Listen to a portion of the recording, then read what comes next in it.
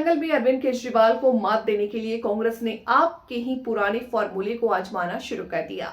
आप कांग्रेस को उसी गुगली से बोल्ड करने की कवायद में जुट गई है, जिससे 2013 में वो खुद आउट हो गई थी।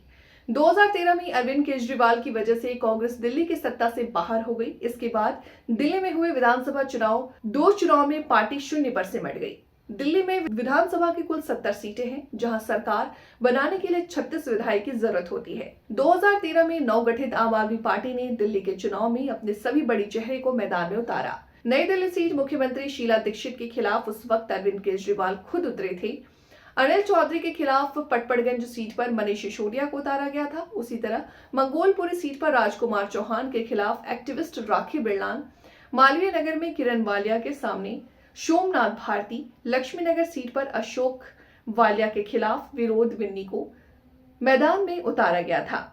बड़े नेताओं के खिलाफ पॉपुलर चेहरे को उतारना आपके लिए फायदेमंद साबित हुआ।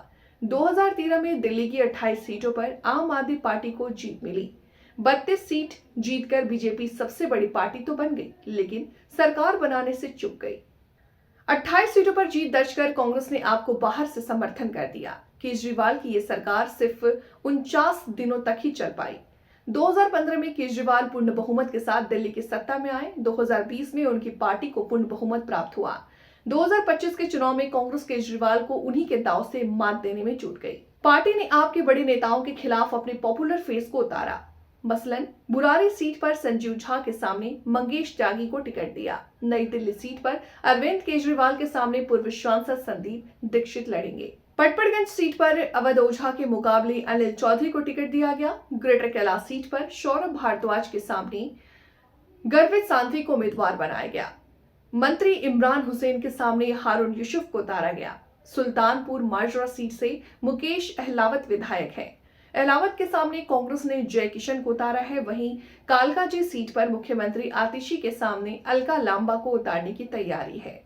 लांबा पिछली बार चांदनी चौक से मैदान में उतरी थी, लेकिन इस बार यहां से कांग्रेस के मुदित अग्रवाल को उतार दिया गया है। दिल्ली में कांग्रेस के लिए करो या मरो का चुनाव है। 2015 में कांग्रेस पार्टी एक भी सीट नहीं जीत पाई, लेकिन उसे कुल 9% वोट मिले। 2020 में उसके वोट प्रतिशत में भी गिरावट दर्ज की गई। 2020 के चुनाव में कांग्रेस को सिर्फ 4% वोट मिले। कांग्रेस इस बार वोट प्रतिशत के साथ साथ सीटों की संख्या भी बढ़ाने में जुटी है। पार्टी के लिए दिल्ली का चुनाव इसलिए भी करो या मरो का है क्योंकि उसके पास अब पूरे दिल्ली के लिए नेता नहीं है। स्थानीय स्तर के कई मजबूत नेता कांग्रेस छोड़ या बीजेपी में चले गए या आम आदमी पार्टी का दामन थाम चुके हैं। कांग्रेस ने सोशल मीडिया पर फर्क का कैंपेन शुरू किया। कांग्रेस दिल्ली के उन पुराने रिकॉर्ड्स को सामने ला रही है जो शीला दीक्षित के वक्त में राष्ट्रीय राजधानी के लिए किया गया था। इसी तरह पार्टी अरविंद केजरीवाल के पुराने वादों के जरिए भी आप पर निशाना साध रही है। कहा जा रहा है कि आने वाले दिनों में कांग्रेस के बड़े नेता प्रचार के लिए दिल्ली के चुनावी रण में कूदेंगे।